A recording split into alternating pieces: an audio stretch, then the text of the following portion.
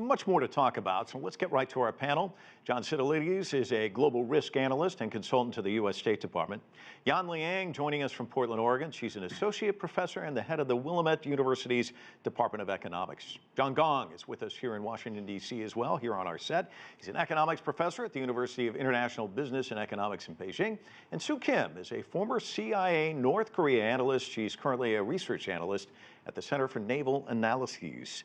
So why don't we start with you, Sue? Kim Jong-un said, as we heard in that clip, I never expected to meet you at this place. Let's listen to a little bit more of what he had to say about this historic moment. Let's listen.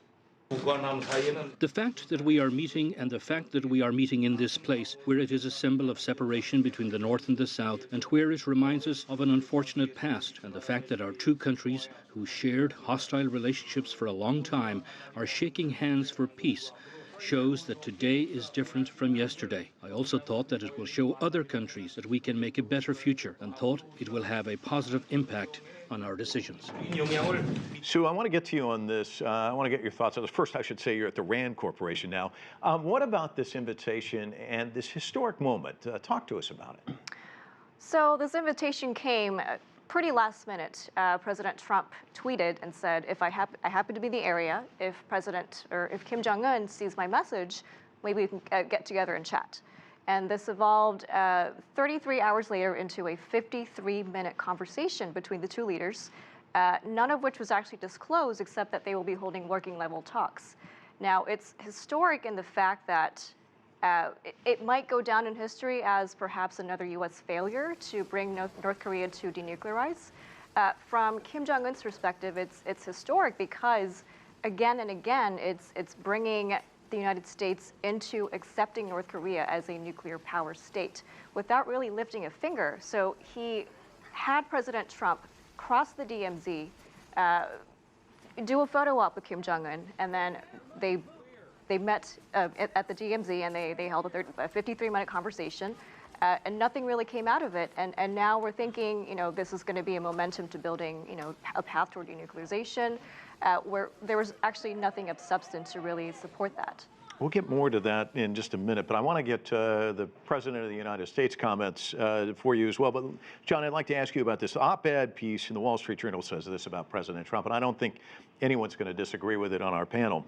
He believes in personal diplomacy and showmanship above all in foreign policy. Here's what the U.S. President had to say about this historic moment. I think the relationship that we've developed has meant so much to so many people. And it's just an honor to be with you, and it was an honor that you asked me to step over that line, and I was proud to step over the line. I thought you might do that. I wasn't sure, but I was ready to do it, and I want to thank you. It's been great. It's true. He really does believe in this kind of showmanship, kind of the surprise element, personal diplomacy, this relationship thing. But there's a big difference between being a reality TV show and the President of the United States. Reality TV show, it's all about the ratings. President, it's all about the results. And this is the criticism we just heard here. Is that a legitimate criticism? I think the way to look at this is really through the prism of the president looking at the past failures of the United States and the so-called international community to bring about the resolution that most countries had sought in North Korea. And his thinking was, why am I going to do everything that past presidents and other world leaders have done and failed to accomplish the intended goal? I'm going to do things unconventionally, in an unorthodox manner. I'm going to do things very differently. And we all know he prizes himself as a master negotiator. Now, part of this involves TV and global communication strategy. But I think there really is a sincere effort over here to demonstrate to Chairman Kim that there's a level of trust building and of respect, right? He doesn't call him Rocket Man anymore. He and all of his top aides call him Chairman Kim. And I think there really is a different material, substantive process at work here, in addition to the global communication strategy played out over the weekend. And John, a lot of people making the comparison with Nixon going to China, Chairman Mao. But there's a difference. I mean, Henry Kissinger laid the foundation for all of that. He was by his side throughout. His national security advisor was kind of jettisoned to Mongolia. and Jared and Ivanka are there. There's been criticism about that too, about how legitimate is this? What do you think the take is? Well, I think there's a fundamental difference here. The difference is that at the time, when Nixon visited China, there's a really true underlying desire from the Chinese side to establish a relationship with the United States. But when we talk about denuclearization on the part of North Korea, I'm not sure. I think all evidence are pointing to the fact that they can keep these nuclear arsenals, and the United States is never going to recognize in public that the North Korea is a nuclear power. But I think we have to all acknowledge that in a de facto manner, North Korea is a nuclear, I'm not sure the power is a nuclear state country now. So I'm very skeptical of the fact that, of the theory that North Korea is going to go back and dismantle everything. I mean, I've talked to people and they told me that they're not doing that at all. I'm not sure in the future they're going to do this. And I think, if you ask what is the purpose of President Trump, I think his purpose is probably really trying to, I think one of the purposes is absolutely about winning the Nobel Peace Prize. Mm-hmm. He has averted a real war with respect to Iran a few weeks ago. And that's a fact, we know that. And I think this effort on his part represents another step closer to that goal. So I think the objective is more than just about North Korea denuclearization, which is a grand objective. I think in the short run, he's really serious about winning the Nobel Peace Prize here. Sue, I saw you shaking your head. I mean, there's been a lot of people who said he wants to get everything that Obama got. Obama got the Nobel Peace Prize. He wants it as well. You think that's what's behind all of this? I think there's a lot of factors at play. So the Nobel Peace Prize is one factor. The other thing is the presidential election. So we're gearing up for campaign season. So he's viewing it as a way to sort of blunt the criticism of his Democratic opponent, to say that the North Korea problem actually has been not solved right away, but at least steps towards mitigating the problem. To say that there have been no nuclear and missile tests for the past 18 months. When in fact, you saw that in May that they had conducted 2 missile tests that were just below the threshold of actually getting criticism from the United States and other partners, to call out North Korea for failing to hold its end of the implicit agreement. So that's at play, the legacies at play, and also relations with South Korea as well. Yan Liang, I want to get you in on this conversation as well. Trump has said the DPRK, if it gives up its nuclear ambition, it could be looking at economic prosperity. Of course, we talked a little bit about U.S. and China. We've seen China just rise up dramatically in the last 4 decades. Give me your sense of how long a curve that is for the DPRK to kind of turn the corner. I mean, in terms of what we saw with China, what's it going to take for the DPRK to see that kind of economic evolution? This is a great question. I think what Trump has repeatedly said to Kim Jong-un is that I saw your country has a lot of potential. So I think this is another way to promote the kind of capitalism ideal, to say if your country can just follow the example of China or Vietnam, then you'll be able to build a prosperous market economy. So I think speaking with the same point where your previous speakers have talked about, I think for one, Trump has this MO. They're trying to push his rivals to the corner and have this very high demands for things, and then he will try to cozy up the relationships at the personal level, and then maybe asking for something slightly lower. So I think that is something that he wants to accomplish, and also to build the political assets after the failure of the previous Singapore and Vietnam summit with Kim. Mm-hmm. John, you were going to say something? Yeah, there were a number of very cogent points that are being brought up by all of the co-panelists here, and it could just be that President Trump, as in other areas of the world, is pushing the envelope as far as he can, making maximalist demands, knowing that in the end there'll be some type of a compromise. And if we're not going to achieve complete denuclearization as we understand it in the United States with North Korea, are there steps that can be taken in that direction, such as the dismantling of the most dangerous nuclear facilities in North Korea in exchange for a possible lessening of some of the most difficult sanctions for the economy there, or possibly the opening up of liaison offices as a little test, a prelude to possible full diplomatic relations, which is a major objective of the North Korea regime. New York Times says they may just go for a freeze. I mean, do you think that's likely, Sue? Well, so if we... I mean, will they ratchet it down, in other words?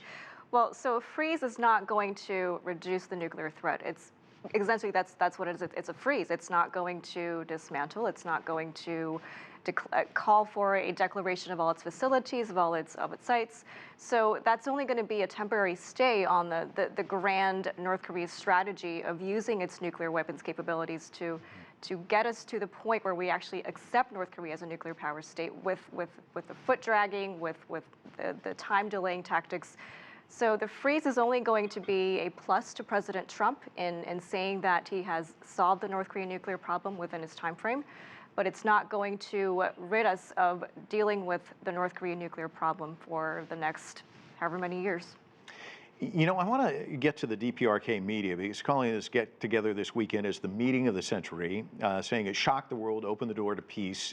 But one expert says this is what peace looks like. Historic steps such as Trump walking into the DPRK, even for a moment, changes minds and perceptions. Here in the West, talk about Kim, he's just the butt of jokes all the time. And in the DPRK, Americans are described as jackals or wolves. If nothing more than anything else, if perceptions are changed here in the West and in the DPRK, those are good things, right? Yan Liang, I saw you kind of nodding your head. Why don't you jump in?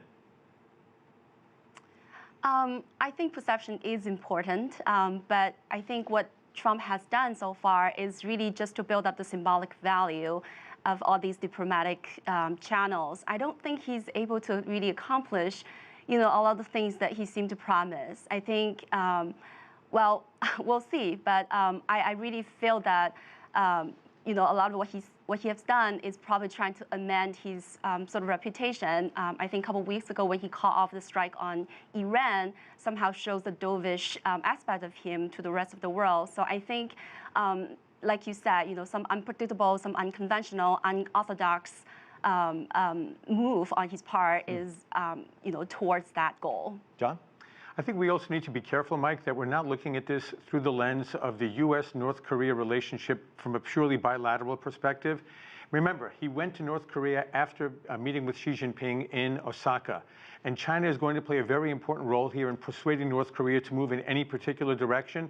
So I think there could be an important trilateral direction here that we need to be looking at in the years ahead as well. And John, why don't you go to that point as well? Because before the G20, of course, Xi Jinping went to Pyongyang.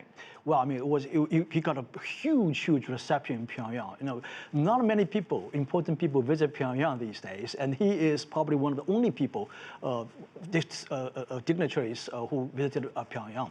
And I think China, by that visit, wants to make a statement that China does want to play a more important role in the U.S. and North Korea negotiations, not just, as you said, between the two countries, a bilateral relationship. It's you know, several countries involved here. So I think China does want to play an important role.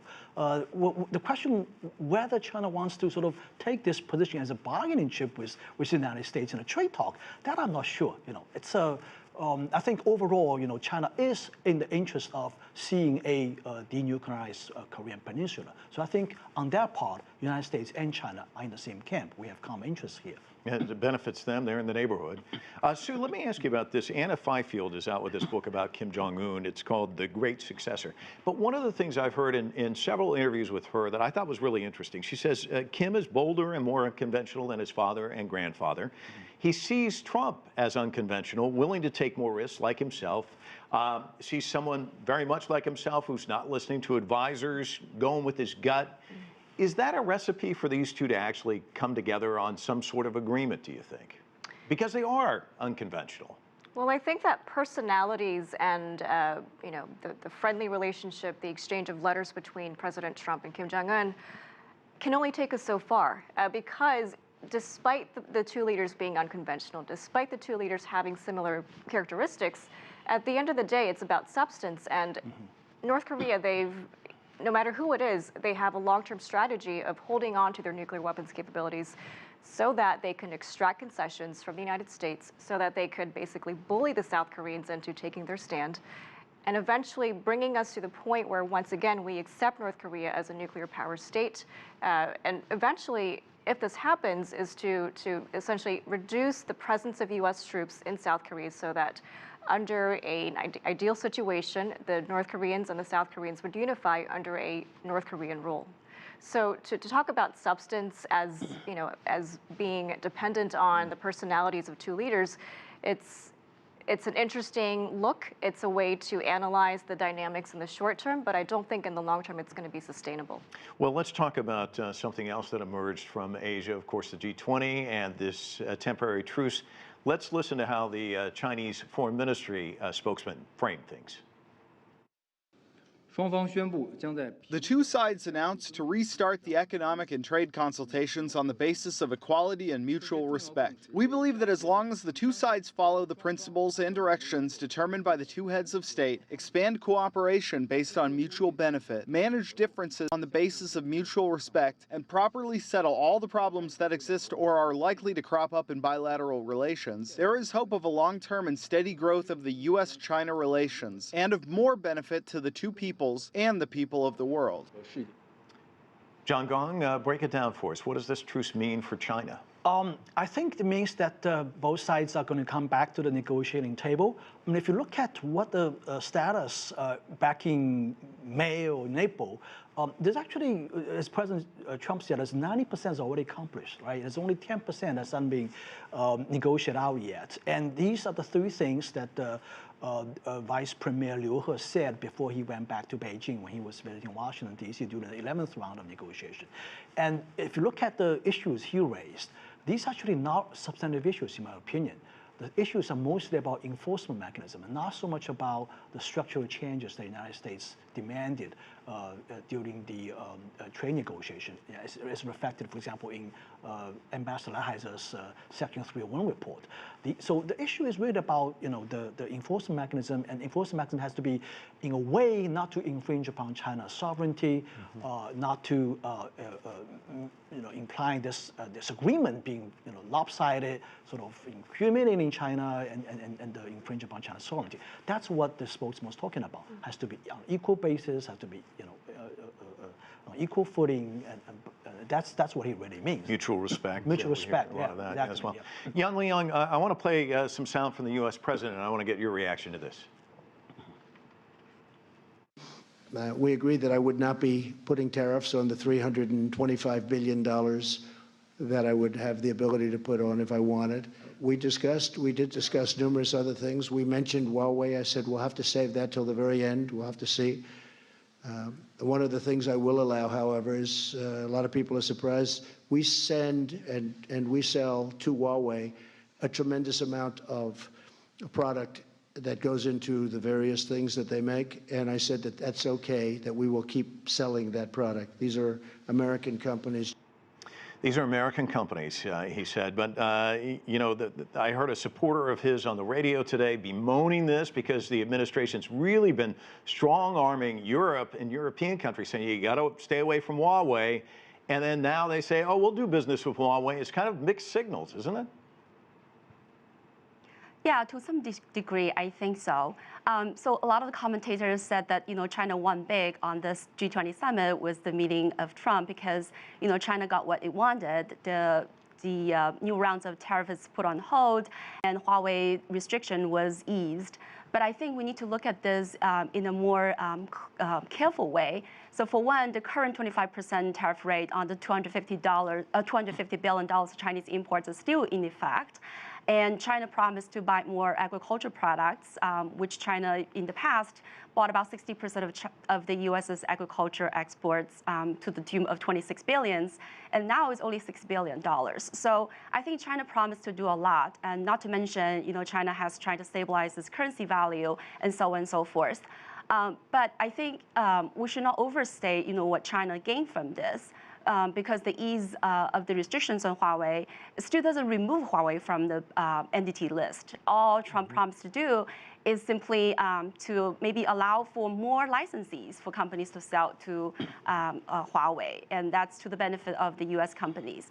And I think most importantly, the U.S. is not asking less from China at this point. I think the negotiations will be still long and winding.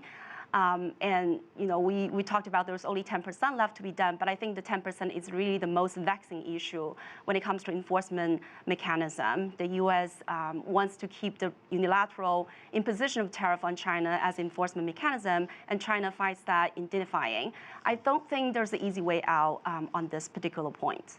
John, so far 15 European countries have signed on for pilot projects with Huawei. I'm sure today they're scratching their heads saying, what gives? I think this is going to be a complicating factor for President Trump, the administration, in the days ahead, for precisely the reasons that you lay out here. The president has stated that he's going to be isolating those limitations as it pertains to Huawei going forward on those that affect the national security of the United States. How you persuade our European allies to similarly isolate those limitations to just those areas when we've been undergoing a months-long campaign to completely blacklist Huawei in all of these major European countries. And it's very important symbolically also, but in a tangible way, in the Trump-Xi Jinping relationship, because let's be honest, Huawei is the jewel corporation for China on the global multinational level. It's a $48 billion revenue company, and I think the estimates were that if there was a complete blacklisting by the United States per the original Trump policy, it could cost Huawei $30 billion a year, crippling the company. So it's very serious for Xi Jinping. I think it was an important concession by President Trump, but he got what he wanted also, the resumption of trade talks and having this process continue. I think there's confidence on both sides. There can be a positive outcome here, but it may actually take years, not weeks or months. Positive outcome. Let's listen to what the president said in the Oval Office late today. China we had a surplus, meaning they did on us, of $507 billion. It's been hundreds of billions of dollars a year for many, many years. So obviously we can't make a 50-50 deal. It has to be a deal that is somewhat tilted to our advantage. And if we're not going to do that, we're taking in a fortune from tariffs. And unfortunately, we're hurting China by doing that because many of their companies are leaving and going to a non-tariff state. John Gong, I want to get your thoughts on that because, mutual respect, we hear from China a lot of times win-win. He's not saying win-win, he's saying win-lose, isn't he? Well, I think in his mind, trade deficit is trade loss. I mean, he always interprets that way. To some extent, I think what he pointed out is actually happening. Many companies in China actually moving out of China. They include American companies. They also include Chinese companies. But they're actually moving out of China not necessarily because of this trade war. I mean, you have this outward FDI moving out of China already happening. Regardless of this trade war. That is just because manufacturing clustering is not going to stay in a country forever. I mean, historically moved from Europe to North America, and from North America to Asia and to China. And now, these manufacturing activities are moving out of China anyway.